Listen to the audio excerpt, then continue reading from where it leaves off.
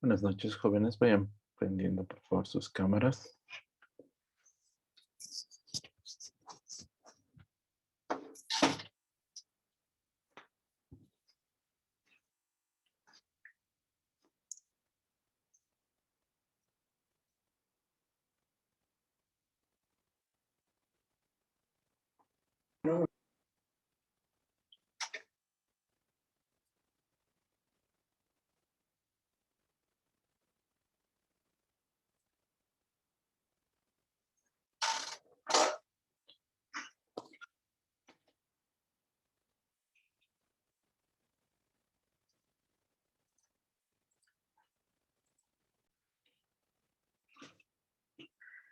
Bueno, buenas noches. Hoy tenemos que ver lo que es la cirugía de colon. El colon es la parte final de la vía digestiva y hemos repasado tanto en anatomía como en técnica quirúrgica.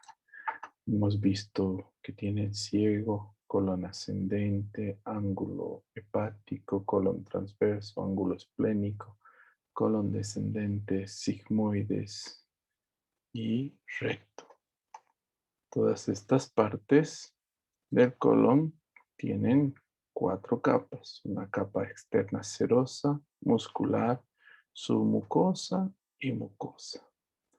Recibe amplia irrigación de la mesentérica superior a la derecha y de la mesentérica inferior a la izquierda. Tiene una relación muy importante a nivel del ciego, que ya lo hemos visto, que se llama lo que es el apéndice cecal. Este apéndice cecal, si nosotros ponemos en un marco el colon, más o menos se encuentra en lo que es la fosa ilíaca derecha, irrigado por la mesentérica superior y la mesentérica inferior, con una anastomosis a través del arco de Drummond. Acá. Pero a nosotros nos interesa qué patologías se asientan en el intestino grueso. La primera patología que se siente en el intestino grueso se denomina colitis ulcerosa. La colitis ulcerosa tiene diferentes causas etiológicas. La primera es bacteriana, por bacterias como ser clamidia, citomegalovirus, yersinia, Clostridium difficile, Escherichia coli. Virales y genéticos. La colitis ulcerosa afecta más a la mucosa y submucosa del colon y recto. Solo en 10% de los casos se ha visto afectado el ilion terminal. En estas zonas produce inflamación y dilatación, con ileitis retrógrada. La mucosa del colon presenta unas úlceras superficiales con áreas granulares y áreas de mucosa curada. Clínicamente, una colitis ulcerosa va a presentar diarrea sanguinolenta, dolor abdominal, pérdida de peso, tenesmo, fiebre, artralgias, iritis, iridociclitis, escoriaciones perianales, fisuras perianales de curso crónico. Una colitis ulcerosa aguda fulminante se presenta con un megacolon tóxico y dolor abdominal agudo. El diagnóstico depende de una clínica, de una rectosigmoidoscopía o de una colonoscopía. La colonoscopía es un examen que nos permite ver todo lo que es el intestino grueso de una manera real, Si ustedes ven, ahí metemos el colonoscopio y claramente podemos observar las características de la mucosa. La mucosa patológica salta a la vista, presentando inflamaciones y agregados en su pared. Lo bueno de la colonoscopía, que nos permite tomar biopsias para hacer un diagnóstico definitivo. Además, si hubiera algunos pólipos, nos permitiría hacer tratamiento. La colonoscopía tiene la capacidad de explorar todo lo que es el colon derecho, izquierdo. En el 90% de los casos, inclusive llega hasta el ciego. Entonces, se puede demarcar hasta dónde está el tejido patológico y hasta dónde está el tejido normal. Obviamente, estos colones para hacer colonoscopía tienen que estar preparados con una dieta y catárticos para estar limpios para el examen.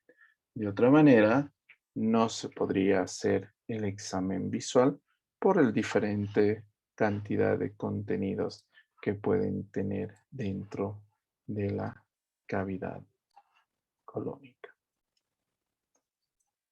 Otro medio de diagnóstico de la colitis ulcerosa, sospecho más que todo, es el rayos X simple de abdomen.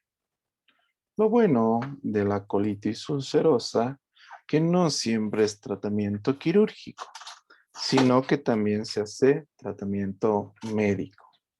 El tratamiento de sostén generalmente se aboca al tratamiento de anomalías hematológicas concomitantes a la patología colónica. Se administra corticoides como prednisona, sulfasalacina en las fases crónicas y a veces hay algunas úlceras, colitis ulcerosa, que responde bien a la administración de inmunosupresores como azatioprina, CERS, 6-mercaptopurina y ciclofosfamina. Solamente se recurre al tratamiento quirúrgico cuando tenemos que retirar la mucosa cólica y rectal. Hacemos una proctocolectomía total. Hay complicaciones de la colitis ulcerosa que necesitan un tratamiento quirúrgico urgente.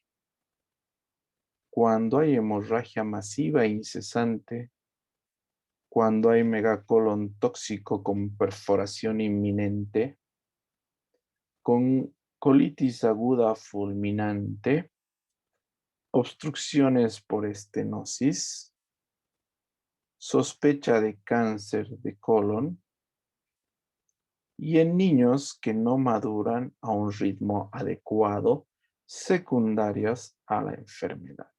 En esos casos, sí se procede a la cirugía.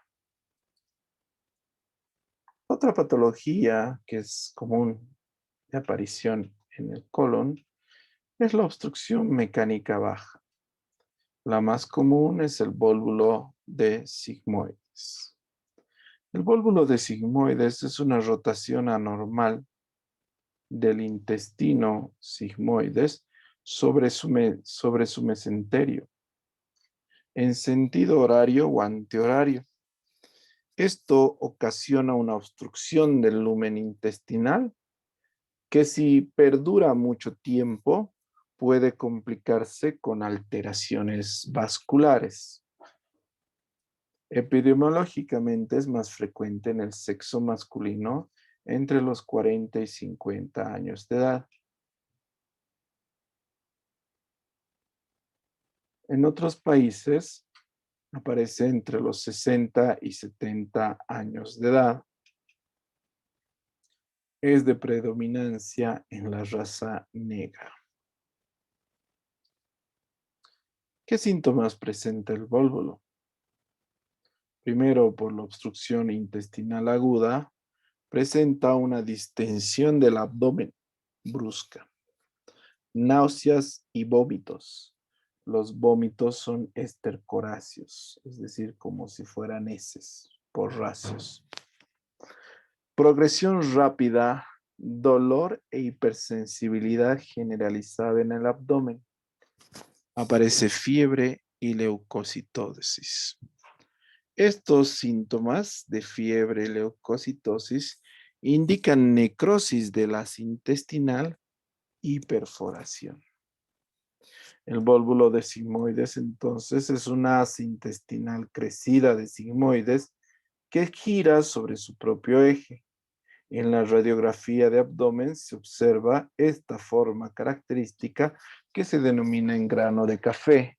Es un abdomen distendido y timpánico. El primer tratamiento que se realiza es la devolvulación mediante endoscopio. Eso quiere decir, introduzco el recto sigmoidoscopio a través del recto. Con un manguito voy inflando aire y de esta manera voy a llegar hasta el nivel del vólvulo.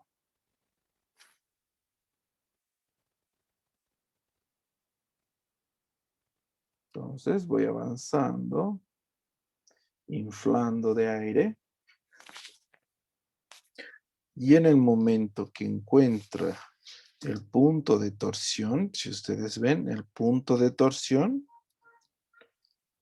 lo devolvulo, ya sea con el recto sigmoidoscopio suavemente, o puedo hacer atravesar una sonda rectal. Entonces ahí ven cómo está volvulado. Ese es el punto de torsión. Hay que ver que no esté necrosado. Si aquí está necrosado, ya es quirúrgico. Entonces, como ven, esto no es quirúrgico todavía, porque tiene color rosado. Entonces, este procedimiento se hace sin anestesia, se le pone un recto sigmoidoscopio al paciente y se atraviesa. Cuando atraviesas el lugar de torsión, lo que va a salir es aire y contenido. ¿Ven? Una vez que atravesaste el lugar de tensión, todo lo que se había retenido se sale. Hay abundante residuo. Se debe aspirar. Este residuo es normalmente claro en este caso, pero en otros casos es fecaloideo. Ahí vemos que el resto está muy distendido y hay mucho contenido. Ahí normalmente dejamos una sonda rectal para que vaya vaciándose de forma paulatina, sin necesidad de mucha aspiración. El paciente se queda entre 12 a 24 horas con la sonda y una vez que se vacía, se devolvula. Lo principal es ver que no existan datos de isquemia o necrosis a nivel de la mucosa afectada por el bolo.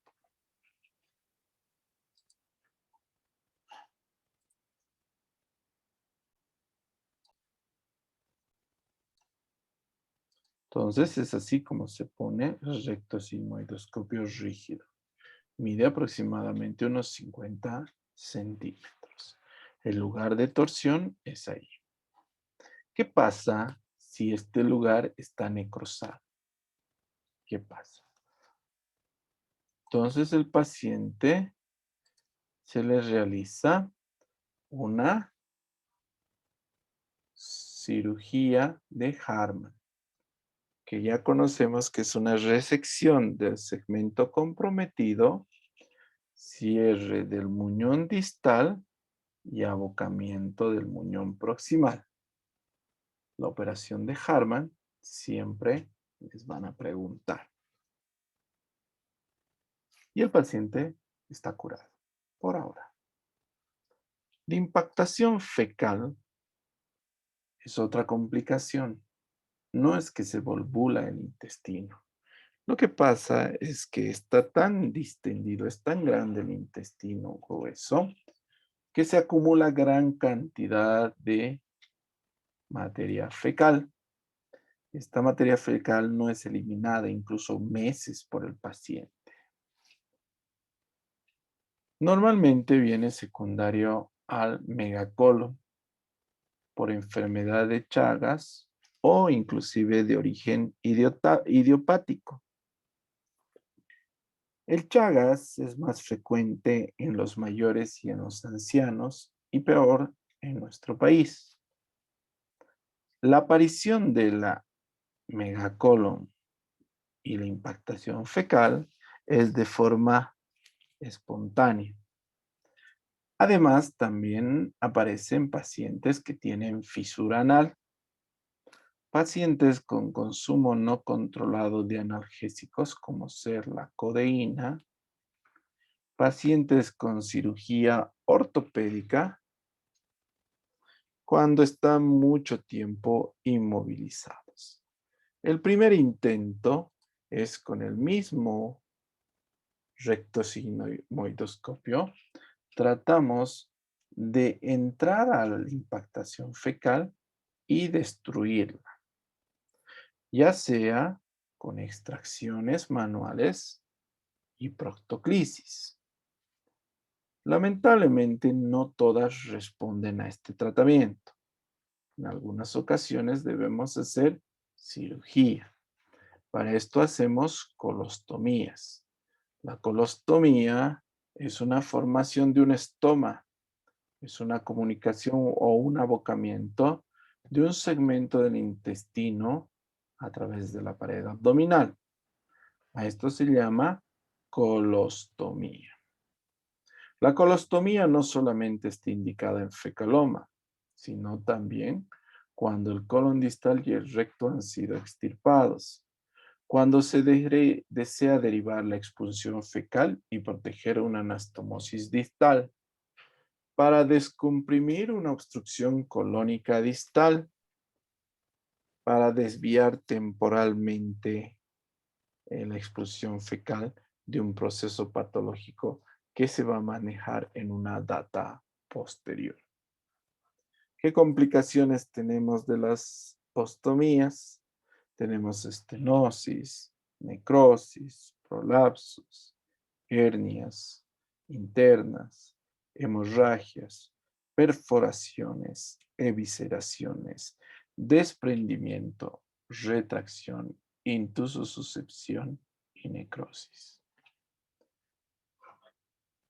Otra patología que aparece ya en la parte final del intestino grueso es el prolapso rectal, que es muy antiguo, incluso en el papiro de Airbus en 3000 años antes de Cristo ya se encontraba una descripción.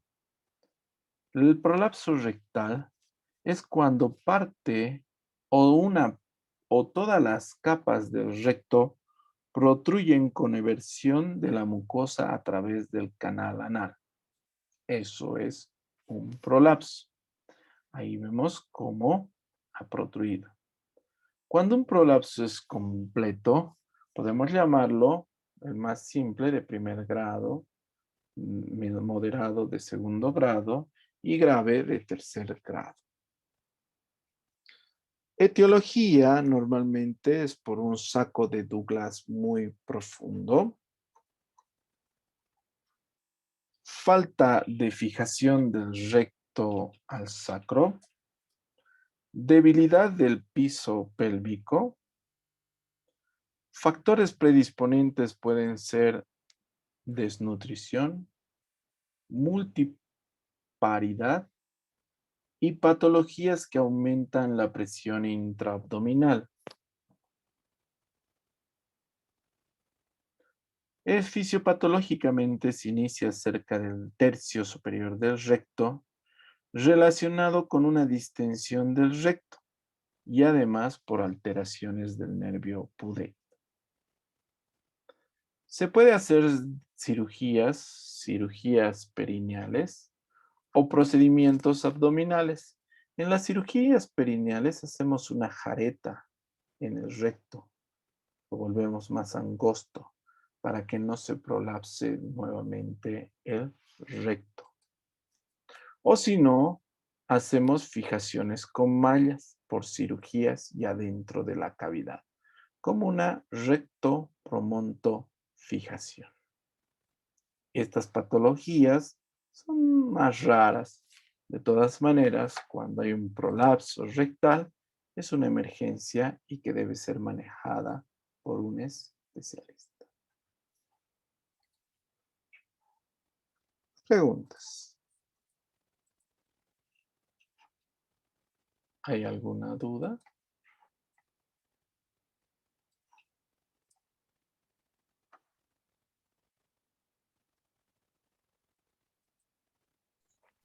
Doctor, Sí, dime.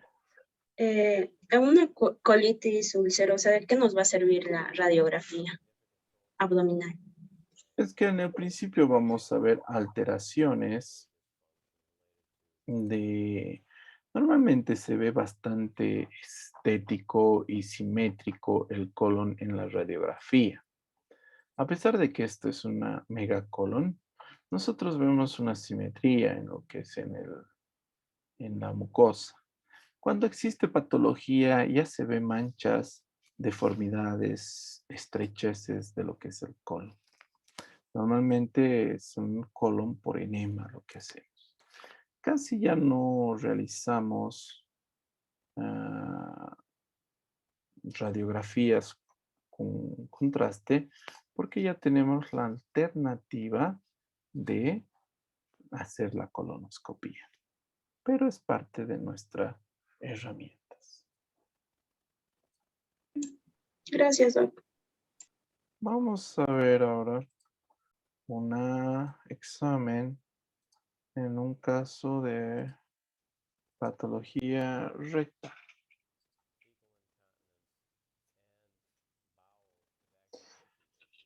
Tiene obviamente prolapso rectal este paciente. Entonces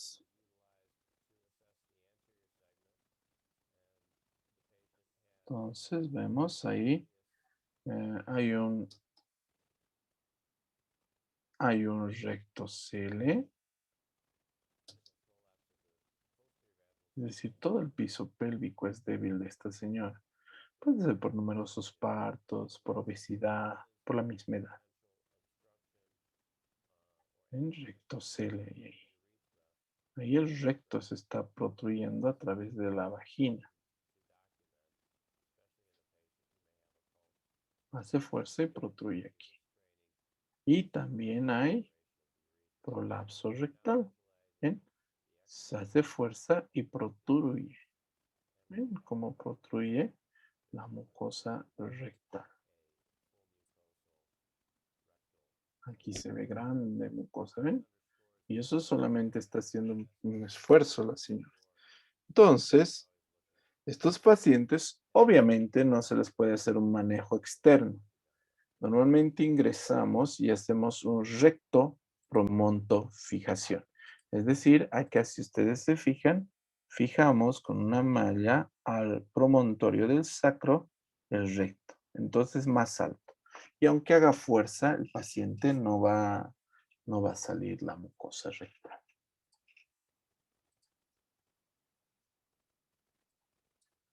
No sé si tienen alguna duda o pregunta.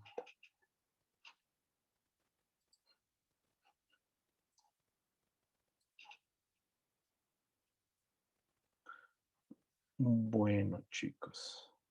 Dentro de la... Si tienen alguna otra pregunta en el nivel del tema de colon.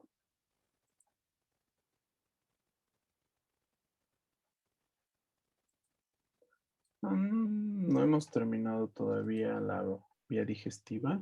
Nos falta la patología proctológica, la patología orificial, que lo vamos a ver la próxima semana recién.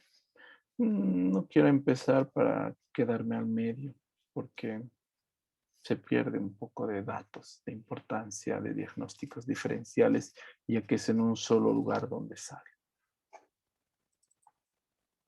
Preguntas, chicos.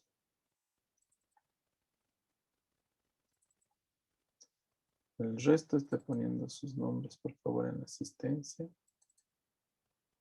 Porque si no hay algunos que me dicen, no puedo, no pude poner, doctor, mi nombre. Pongan, por favor, su nombre.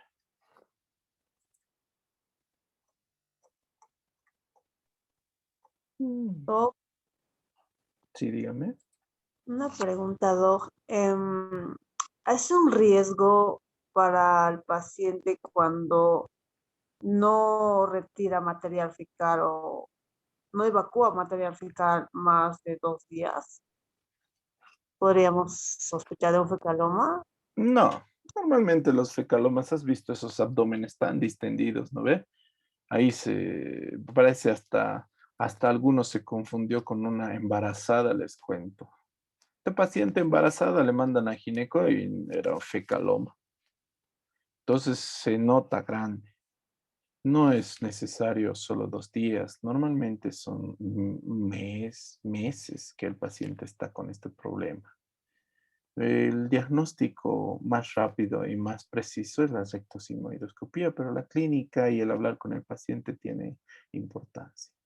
El que no tenga deposición 2, 3 días el paciente, estamos empezando, es decir, esta patología se presenta a los 60, 70 años. Si una persona de 30, 20 años, 40 años tiene deposiciones una vez a la semana, entonces a los 40 años tendrá una vez al mes. A los 50 años tendrá una vez cada 2 meses. Y a los 60 años ya se formará un fecaloma. Es decir, es un proceso. No es que aparece en las heces de un día para el otro. Normalmente, cuando hay trastornos de días así, lo corregimos con una dieta. Aumentamos la ingesta de fibras y educamos al paciente para que vaya todos los días al baño. Todos los días tiene que ir al baño. ¿Listo? Viendo. Doc, y en caso de que, supongamos, no funciona la dieta, Recurrimos a algunos ya medicamentos. Ya damos algunos, por ejemplo, empezamos con un medicamento de contacto que es la vaselina líquida. Es decir, no es medicamento, no lo va a acostumbrar al paciente a nada, no lo vuelve vicioso de nada, no lo vuelve perezoso al intestino. Lo único que hace es volver las heces más blandas por vaselina líquida. Vaselagar le damos. Y después sigue modificando con otros medicamentos. Hasta que al final, si no corrige ningún medicamento, hay que sacarle una radiografía, colonoscopía y con eso planificamos qué es lo que está pasando. ok, Doc, gracias. Pero la mayoría es por dieta. En nuestro medio, si son jóvenes, es por dieta. Es demasiada dieta sólida que se consume y da trastornos. Es frecuente en las mujeres por, por por las diferentes hormonas, hábitos intestinales que tengan estos trastornos. Entonces hay que consumir gran cantidad de líquidos, hay que hacer un hábito intestinal y con eso mejora por unos Doc, años. ¿y es común ver esos casos? ¿Usted ha visto en bastantes personas? Bueno, en bastante El mujeres. vólvulo de sigmoides es común porque es un colon de Chagas. Entonces es chagásico. El fecaloma no es tan común porque en nuestra sociedad, bueno, hasta al menos hasta las abuelitas, todo no tenían, no hacían deposición, enema, todo le ponían enema, entonces el fecaloma era más difícil ver. Pero el vólvulo de sigmoides sí había muy frecuentemente. Oh, ya, doctor, gracias. ¿Hay alguna otra pregunta, chicos? Bueno, si no hay preguntas, eso sería todo por el día de hoy. Nos vemos la próxima clase. Hasta luego. Gracias, Gracias, doctor. Chao, chao. Gracias, Doc. Hasta luego. Doctor, Cuídate. gracias. doctor. Chao, chao, chicos.